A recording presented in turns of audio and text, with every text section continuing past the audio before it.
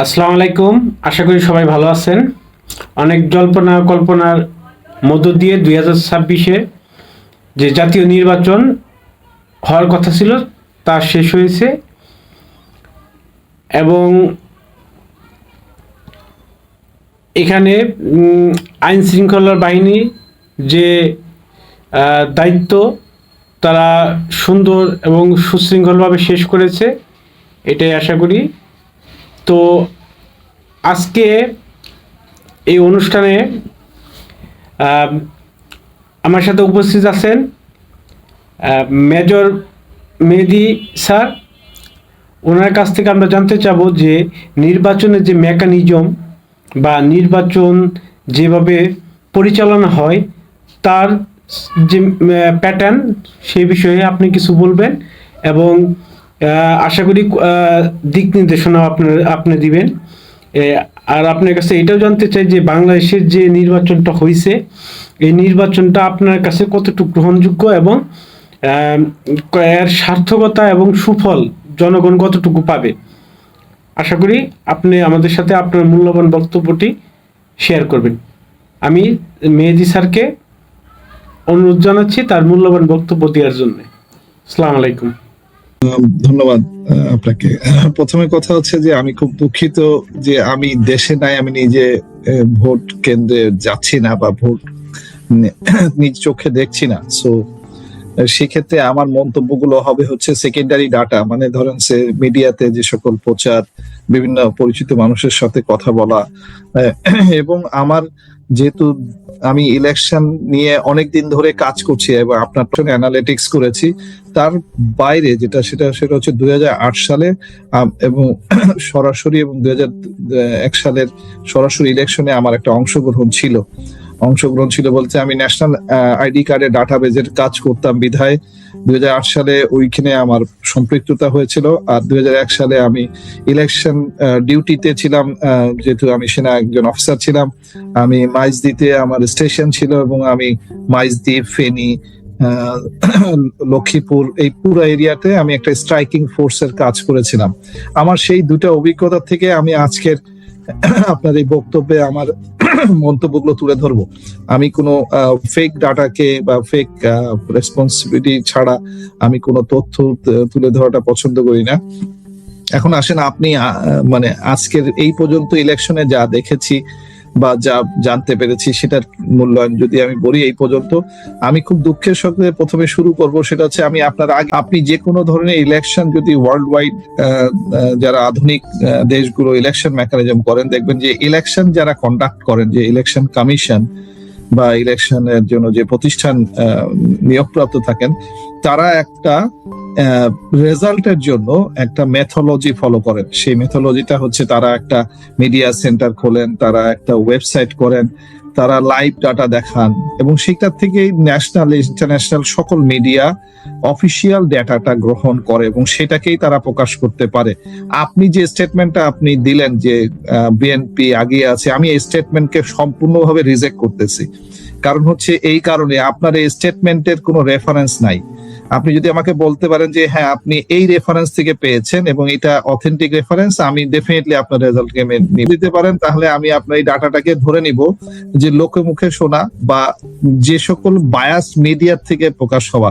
কারণ যে কোনো রেফারেন্সে যদি বলে যে অমুক আসনে অমুক ব্যক্তি এত ভোটে এগিয়ে আছেন, তার মানে হচ্ছে সেই ভোটের কাউন্টিংটা হয়ে গেছে এবং সেখানকার প্রিজাইডিং অফিসার অলরেডি সেটা আপনাকে আমি আসলে এই কথার আগে আপনাকে একটা নাটক বলি, মানে এক্স্যাক্টলি কি ঘটে একটা বুথে বা একটা ভোট কেন্দ্রে। যেহেতু আমার অভিজ্ঞতা আছে, আমি সেখান থেকে বর্ণনা করি, তাহলে আপনার কাছে একটু ক্লিয়ার হবে কেন আমি আপনাকে এত স্ট্রংলি বলতেছি এই ডাটাটা নিয়ে আমাদের কনফিউশন ক্রিয়েট করাটা হতেই পারে। সেটা হচ্ছে যখন প্রথম সকালবেলায় ভোট কেন্দ্রে যিনি প্রিজাইডিং অফিসার থাকেন এবং যিনি ওইখানে ভোট কেন্দ্রের দায়িত্বে থাকেন, নর্মালি মানে একটা স্কুল, ধরেন স্কুলের শিক্ষকরা থাকেন, কিন্তু জেলার থেকে মানে ডিসি যিনি ইলেকশন কমিশনার ওই ডিস্ট্রিক্টের, তার আন্ডারে বিভিন্ন রকমের অফিসারদেরকে, বিশেষ করে গভর্নমেন্ট অফিসার নিয়োগ দিয়ে দেওয়া হয় ইলেকশন কমিশন হিসেবে যারা কাজ করবে।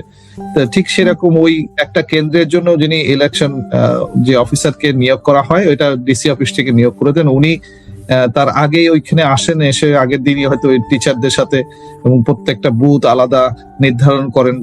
ধরেন একটা বিল্ডিং এ 6টা রুম হবে, মহিলাদের জন্য 3টা, পুরুষদের জন্য 3টা। এই সকল কিছু কন্ডাক্ট তৈরি হয় এবং এটা হওয়ার পরে কোন রুমে ভোট কেন্দ্র ব্যালট রাখা হবে, কোন রুমে ব্যালট কাস্টিং হওয়ার পরে রাখা হবে, কোথায় সিকিউরিটি গার্ড দাঁড়াবে, কোথায় কারা সিকিউরিটি দিবে, কোথা থেকে এই জিনিসগুলোকে কালেকশন করে পরবর্তীতে রেজাল্ট সহকারে মেইন যে ডিসির যে ইলেকশন কেন্দ্র থাকবে সেখানে নিয়ে যাওয়া হবে।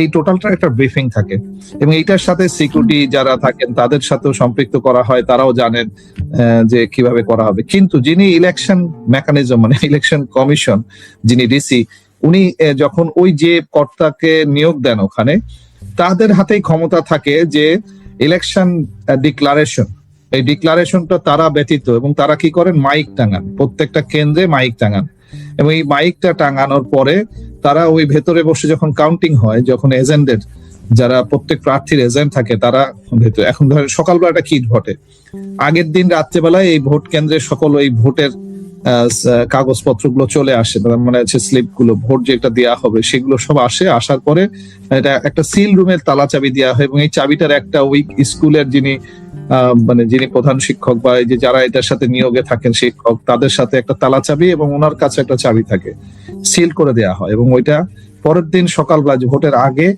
ওনারা নিজে উপস্থিত থেকে সিলটা খোলেন। পুলিশের বা আনসারে যারা থাকে তারা থাকে, তাদের উপস্থিতিতে সিলটা খোলার পরে এবং ওই এজেন্টরা তখন দাঁড়ায়, এজেন্টদের কাছ থেকে একটা সিল সাপুর মারে প্রত্যেক রুমে এজেন্ট গুলো দিয়ে দেওয়া হয়। এই মানে এই ডিস্ট্রিবিউশনটা করে ওনারা ব্রিফিং করে দেন, ব্রিফিং টিফিং করে সবার সামনে ওইখানে সিল খুলে ওই বক্স গুলো বের করে প্রত্যেক রুমে রুমে ভোট গ্রহণ করার বক্স গুলো দিয়ে দেওয়া হয়, খালি বক্স, এবং এই খালি বক্স গুলো সবার সামনে খোলা হয়, খুলে দেখানো হয় যে কোনো কি কাগজ ভেতরে আছে। দেওয়ার পরে সেটা খালি বক্স গুলোকে আবার একদম সিল গালা করা হয় এবং এই সিল গালা গুলো সকল এজেন্টদের সামনে করতে হবে, দিস ইজ দ্য প্রসেস। তারপরে ওই বক্স গুলো রাখা হয়, এই বক্স গুলো রাখার পরে এরপরে সবারকে যে ভোটারের যে মানে যিনি ভোট দেওয়া হবে ওইটাতে তো ভোটিং যে অফিসারের সিগনেচার থাকতে হবে, সিগনেচার করে করে প্রত্যেকটা ওনারা নিয়ে রুমে বসেন আর ওই এজেন্টরা করেন হচ্ছে ভোটার তালিকা নিয়ে বসে থাকেন। যখন ভোটার ঢোকে তাকে বলে যে আপনার এত নম্বর সিরিয়াল, আপনি এইখানে যান, তখন উনি ওই সিরিয়াল নাম্বারটা নিয়ে ওই প্রিজাইডিং অফিসারের সামনে বা ওনাদের কাছে যান, যে ওনারা তখন ওই ভোটের ইয়েটা স্লিপটা কেটে দেন, দেওয়ার পরে ওনারা নিয়ে সিলটা নিয়ে বুথের মধ্যে পর্দা টাঙানো ওই জায়গায় সিল মেরে, কিন্তু যখন বের হয়ে আসেন তখন সবার সামনে ওই খালি বক্সে ফেলান। এইভাবে বক্স গুলো জমা হতে থাকে। বিকালে যখন ভোট কেন্দ্র শেষ হয় তখন এই বক্স গুলো আবার ওই রকম একটা সিল রুমে চলে যায়। সিল রুমে যাওয়ার পরে যখন সব কেন্দ্র বন্ধ করে দেওয়া হয়, এরপরে ওই এজেন্টরা শুধুমাত্র থাকবে, এজেন্টরা বসে ওই বক্স গুলোকে বের করে নিয়ে আসা হয়, সবার সামনে সবগুলো বক্স একসাথে খোলা হয়, খুলে সবগুলো ভোট একটা জায়গায় কাস্টিং এর জন্য ফেলা হয়। ফেলানোর পরে এরপরে ওখানে কাউন্টিং এর জন্য তারা সিরিয়ালি রেডি করেন, সবাই কাউন্ট শুরু করে। কাউন্টিং এর জন্য ধরেন ওনাদের আগের থেকে লোক নিয়োগ করা থাকবে, এই কাউন্টিং গুলো সবার সামনে হবে এবং এই কাউন্টিং শেষ না হওয়া পর্যন্ত কোনো রেজাল্ট হয় না। তার মানে শেষ না হওয়া পর্যন্ত বাইরের থেকে কোনো রকমের চাপ প্রয়োগ করলেও কেউ কোনো রেজাল্ট দেন না, একদম শেষ হবে। শেষ হওয়ার পরে ওনারা ওই সিগনেচার করেন, ওই কাউন্টে প্রত্যেকটা প্রার্থীর নাম অনুযায়ী তালিকা করা সাইন করেন, এর নিচে ওই এজেন্টরা সাইন করেন। এই সাইন টাইন হওয়ার পরে এই সাইনের কপিটা উনি নিয়ম অনুযায়ী ওইখানে মাইকে ঘোষণা করবেন যে এত প্রার্থী এত ভোট পেয়েছেন, এত হচ্ছে। এরপরে এই কাগজটা চলে যায় ডিসি অফিসে। ডিসি অফিসে যখন যায় তখন ওই পুরা জেলার ওই পুরা কেন্দ্রের ইয়ে অনুযায়ী ওখান থেকে একটা মানে ইয়ে হয়, ওখান থেকে সেন্ট্রালি চলে যায় ইলেকশন কমিশনে। ইলেকশন কমিশনে যেখানে রেজাল্ট জমা হবে, রেজাল্ট ঘোষণা হবে, সেই রুমের থেকেই আসলে ফাইনাল রেজাল্টটা দেয়া হয়। যদি কোনো কেন্দ্রের এরকম কোনো ডিসপিউট বা থাকে তাহলে ওই রেজাল্টটা উইথহেল্ড বলা হয়, ওখানে থামানো থাকে, যতক্ষণে ইলেকশন কমিশন থেকে বলবে ততক্ষণে ইলেকশনটা দিবে না। তার মানে হচ্ছে যে ওই কেন্দ্রের মাইকিং এ যেটা মাইকিং হবে সেটা। এখন আসেন সমস্যাটা কোথায় দাঁড়ায়, সমস্যাটা কোন জায়গা থেকে হয়? সমস্যাটা হয় ওই যে এলাকা ওয়াইজ। মনে করেন মির্জা আব্বাসের এলাকা, মির্জা আব্বাস কন্টিনিউয়াসলি মস্তানি করেন, এটা তো নতুন কিছু না, ওনার একটা প্রভাব থাকবেই। এখন মনে করেন একটা কলেজ, এই কলেজের অমুক জায়গায় ওইটা তার পাড়া, ওই পাড়ার মধ্যে যে ওই যে প্রিজাইডিং অফিসার যিনি বাইরের থেকে আসছেন, ওই ভদ্রলোক ধরেন নিউট্রাল, উনি বলতেন যে আমি সঠিকভাবে ইলেকশন করাতে চাই, কিন্তু এই যে পোলিং এজেন্টের মনে করেন 6 জন প্রার্থীর 6 জন পোলিং এজেন্ট থাকবে ভেতরে, ওই পোলিং এজেন্টের যে লোকটা ধরেন জামাতের পক্ষে বা বিএনপির পক্ষে আসবে, যদি তার মনোমত না হয়, এই লোকটা তো স্থানীয়, তার একটা জানের মায়া আছে, সে কিছুক্ষণ পর্যন্ত ওই সাস্টেইন করতে পারে। যখন ওই বাইরের থেকে ধরেন 20 জন লোককে ঢুকতে দিচ্ছে আনসার, ওই 20টা লোক যদি কোনো দলের পক্ষের মস্তান হয়ে থাকে এবং ও ভেতরে এসে ওই পোলিং এজেন্টকে বলে, বেটা তুই সাইন করবি না, তো জানে মেরে ফেলা দিবে, ওর কি ওই একটা লোকের পক্ষে আপনার মতো এই 10,000 লোকের ভোটারের সিকিউরিটি, ভোটের সিকিউরিটি দেওয়া সম্ভব? এটা সম্ভব না। তাহলে এইটা করতে গেলে কি কি নিশ্চয়তা আমরা পেয়েছিলাম? এই নিশ্চয়তা গুলো ইউনূস সাহেব দিয়েছিলেন যে প্রত্যেক কেন্দ্রে সিসিটিভি থাকবে, প্রত্যেক কেন্দ্রে সিসিটিভি থাকলে এই ধরনের কারা যাতায়াত করছে এটার ধারণ হয়তো থাকবে। তারপরে ইলেকশন কমিশনের মধ্যে সবচেয়ে বড় জিনিসটা, সেটা খুব অবাক করা ছিল, সেটা হচ্ছে 400 গজের মধ্যে মোবাইল নেওয়া যাবে না। এইটা আদেশটা আসলো ঠিক ইলেকশনের আগে আগে, এইটা হয়েছে। I didn't say like that. আমি বলছি, আমি আপনাকে চিত্রটা তুলে ধরলাম আপনার ক্লিয়ারেন্সের জন্য। এখন আসেন, তার সাথে 2টা ভোট, যেহেতু আমি আবারও বলতেছি, তার মধ্যে একটা বড় ভোট হচ্ছে গণভোট। গণভোটে কিছু স্পেসিফিক ক্রাইটেরিয়া আছে, যে ক্রাইটেরিয়া গুলো বিএনপি কে ফিল আপ করতে হবে। বিএনপি বলতে আমি বোঝাচ্ছি মানে যে দলটা ক্ষমতায় আসবেন তাদেরকে এই কাজগুলো কমপ্লিট করতে হবে। যেহেতু 2টা ইলেকশন হয়েছে, একটা হচ্ছে গণভোট আর একটা হচ্ছে নির্বাচন, জাতীয় নির্বাচন। তো জাতীয় নির্বাচন হয়েছে মানে যে গণভোটকে সে 0 করে দিবে, তার মানে হচ্ছে আন্দোলন চলমান। আমার ব্যাপারটা হচ্ছে ওই জায়গায় খুব স্পেসিফিক আমি বলে দিলাম। আর যদি ওনারা বলেন যে না, আমি নির্বাচিত হওয়ার পরে আমি গণভোটকে স্বীকৃতি দিয়েছি এবং গণভোটটা যেহেতু জিতেছে, 2টা ভোট, কিন্তু আমি আবার বারবারই বলতেছি, গণভোট নিয়ে কিন্তু আপনি একটা স্টেটমেন্ট আমাকে বলেন নাই যে এত% গণভোটে ইয়েস হয়েছে। আমাকে একটু ওইটাও, যাকে টকশোতে বলেছেন যে ব্যক্তি, আমার এখানে মূল জায়গাটা ছিল কিন্তু গণভোট। আমার যতগুলো আন্দোলন, আমার পার্সোনাল পেজে 50 মুখে যত আন্দোলন, আমার আন্দোলন কিন্তু রাজনীতির কোনো ব্যক্তিত্বকে নেই। আমি কিন্তু কোনো ব্যক্তি বা কোনো দলকে সমর্থন বা বিরোধিতা এটার পক্ষে না। আমি যেটা নিয়ে পক্ষে সেটা হচ্ছে গণভোটের পক্ষে। তো গণভোটটা যদি জয়যুক্ত হয় মানে আমি জয়যুক্ত হয়েছি, মানে আমার দল বা আমার মনোবৃত্তি কোনো জয়যুক্ত হয়েছে, মানে গণভোট জয়যুক্ত হয়েছে। এখন আসেন, বিএনপির উপরে আমার গণভোট নিয়ে একটু হলেও শঙ্কা রয়ে গেছে। কেন শঙ্কা রয়ে গেছে? কারণ গণভোটের কয়েকটা ধারা আছে, যে ধারাতে বিএনপির যিনি মুখ্য নেতা উনি এফেক্টেড হবেন। যেমন একদম স্পেসিফিক্যালি যিনি দলীয় নেতা থাকবেন উনি সরকার প্রধান হতে পারবেন না। তো ওনাকে এখনই তাহলে দলীয় নেতার এইটাকে পদত্যাগ করতে হবে, অথবা সরকার প্রধান থেকে পদত্যাগ করতে হবে, যে কোনো একটা জায়গায়। এই যে কনফ্লিক্টটা শুরু হয়ে যাবে একদম 0 ডেটে, মানে আপনাকে এখনই এইটার মানে গণভোট হয়ে গেছে, গণভোটে জয়যুক্ত হয়েছে, মানে ওটাকে আপনাকে ইমপ্লিমেন্ট করতে হবে। আপনি কালকে থেকে যদি ওটা অস্বীকার করেন, ইট ব্রিংস অ্যানাদার ডিসস্যাটিসফ্যাকশনস, অ্যানাদার না, মানে আমাদের মতো ব্যক্তিদের পক্ষ থেকে আমরা এখনো ডিসস্যাটিসফাইড থেকে যাব। যদি আপনি গণভোটকে জিতালেন কিন্তু মানলেন না বা করলেন না, ইমপ্লিমেন্ট করলেন না। 180 দিনের মধ্যে সংবিধান চেঞ্জ হতে হবে। এই 180 দিনের মধ্যে যদি সংবিধান সঠিকভাবে চেঞ্জ না হয়, সংবিধানে যে সকল মূল জায়গাগুলোতে আমরা কথা বলেছি, যেসব জায়গাগুলোতে মানে বিশেষ করে দুর্নীতি বিরোধী শাস্তিযোগ্য কি থাকবে, গুম খুনের বিষয়ে কি থাকবে, বিডিআর কেসের ব্যাপারে কি থাকবে, এই ব্যাপারগুলো যদি স্পষ্টকরণ না হয়, তাহলে আমাদের এই বিষয়টা চলমান থেকে গেল। মানে আমার মতো ব্যক্তির আন্দোলন বা এটা শেষ হলো না। আমাদেরকে আরো কাজ করতে হবে, আরো আন্দোলন করতে হবে, আরো দিন দিন টিকে থাকতে হবে, আমাদেরকে এটা চালাই যেতে হবে। কোন রকমে মানে ঠেকনা দিয়ে, যেমন ধরেন আমি একটা উদাহরণ দিয়ে বুঝাই। বাংলাদেশের যারা ডিফেন্স ফ্যামিলি, যাদেরকে জুলাই পরবর্তীতে একটা কমিটি করা হলো এবং সেই কমিটিতে আহ্বান করা হলো যে সবাই অ্যাপ্লিকেশন করবেন যারা ক্ষতিগ্রস্ত। আমি অ্যাপ্লিকেশনটা করি নাই। কেন অ্যাপ্লিকেশন করি নাই? কারণ আমার কাছে মনে হয়েছে আমি যে কারণে ক্ষতিগ্রস্ত, যে বিষয়গুলো নিয়ে ক্ষতিগ্রস্ত, সেইটা আমি যাদেরকে দায়ী করি তাদের কাছে আমি ক্ষতিপূরণ চাইতে যাব, এইটা একদম নিছক আমার কাছে মনে হয়েছে যে আমার নিজের সাথে নিজের গাদ্দারি। তো আমি এই কাজটা করি নাই।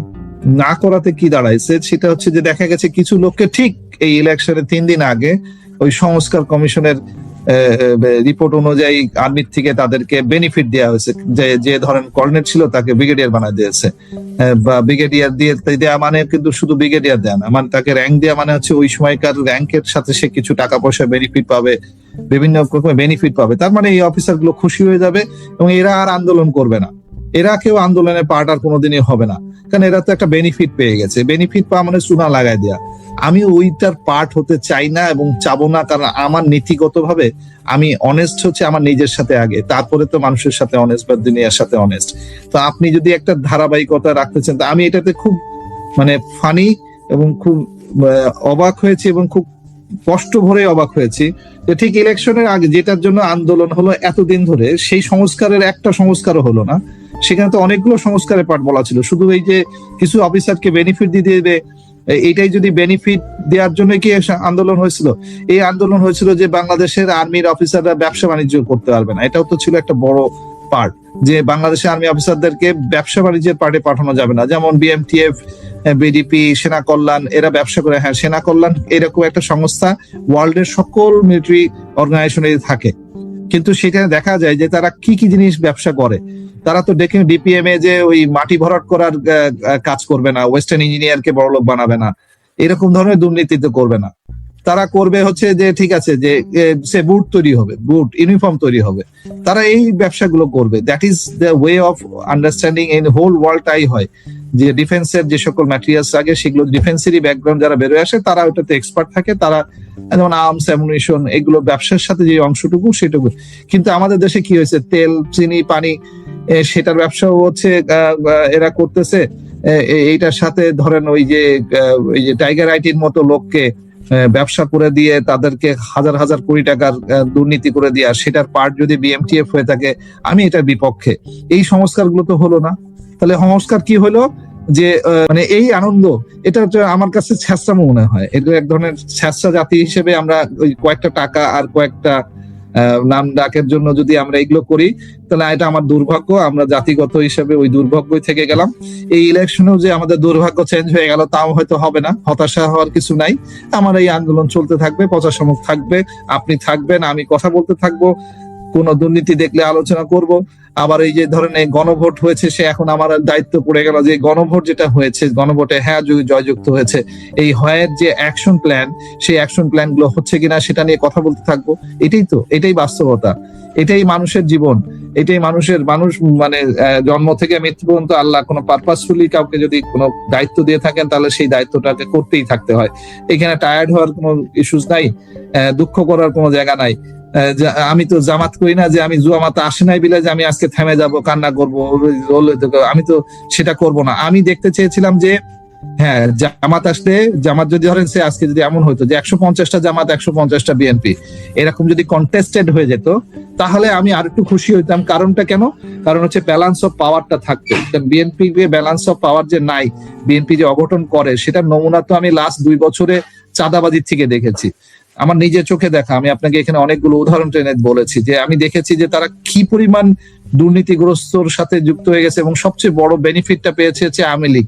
যে আওয়ামী লীগ অন্যায় করে গেছে এত বছর, সেই অন্যায়গুলো ধারাবাহিকতা চলতেছে, অন্যায়গুলো বন্ধ হলো না। কেন বন্ধ হলো না?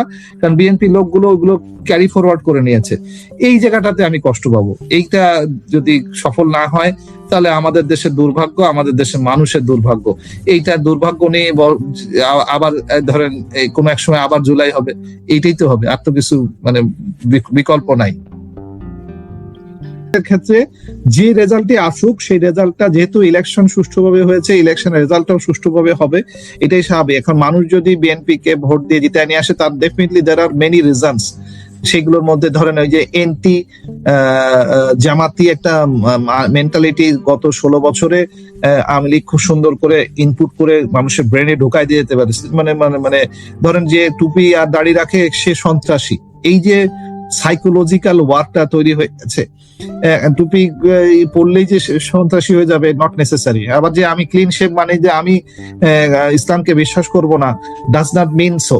মানে মানুষের জীবন চালিকা দেখা, চোখের দেখাকে কোনটাকে বিশ্বাস করবো আর কোনটাকে বিশ্বাস করব না, এই মেকানিজম গুলোকে পরিষ্কার হওয়ার জায়গাগুলোতে আমাদের একটা সুযোগ, সেই সুযোগটা ছিল হচ্ছে এই 2026-এর ইলেকশন। সেই সুযোগটাকে যদি আমরা সঠিকভাবে কাজে লাগাই থাকি, গুড এনাফ। আর যদি না লাগাতে পারি, তার মানে পার্সেন্টেজ কতটুকু লাগাতে পারিনি সেটা দেখার বিষয় আছে, বোঝার বিষয় আছে। আমি আরেকটু সময় নিব এটা বোঝার বা মন্তব্য করার জন্য। তবে ইলেকশন সুন্দর হয়েছে, এটা আমি সকলের মুখ থেকে শুনেছি। ঈদ মুখর সময়তে সুন্দর হয়েছে, কাউন্টিংটাও সুন্দরভাবে শেষ হবে। যে দলই ক্ষমতায় যাক না কেন সেটাকে সবাই মানে গ্রহণ করবে। এবং খুব শক্তভাবে বলতেছি, সেটা হচ্ছে গণভোটকে যদি জয়যুক্ত হয়ে থাকে সেটাকেও উদযাপন করার সকলের উচিত, এবং সবাই সেটাকে সঠিকভাবে উদযাপন করবে। উদযাপন মানে যে ঈদের মৌসুম নিয়ে জাতীয় ইলেকশনে বিএনপি চলে আসবে, ঠিক সিমিলার ভাবে আমি গণভোটের কাজগুলো সঠিকভাবে শেষ করবে। আর যদি বিএনপি সেটা না করে, আমার মতো লোকের কথা তাদেরকে ব্যাহত করবে, বাধা দিবে, এবং আমি এটা নিয়ে কথা বলতেই থাকবো, এগুলো চলতেই থাকবে। ধন্যবাদ। ওকে, মেহেদী স্যারকে অনেক ধন্যবাদ যে আমাদের জনগণের উদ্দেশ্যে এবং এবং নির্বাচনের যে প্যাটার্ন মেকানিজম এই সম্বন্ধে আমাদের ধারণা দেওয়ার জন্য। আশা করি সবাই ভালো থাকবেন, সুস্থ থাকবেন। আসসালামু আলাইকুম।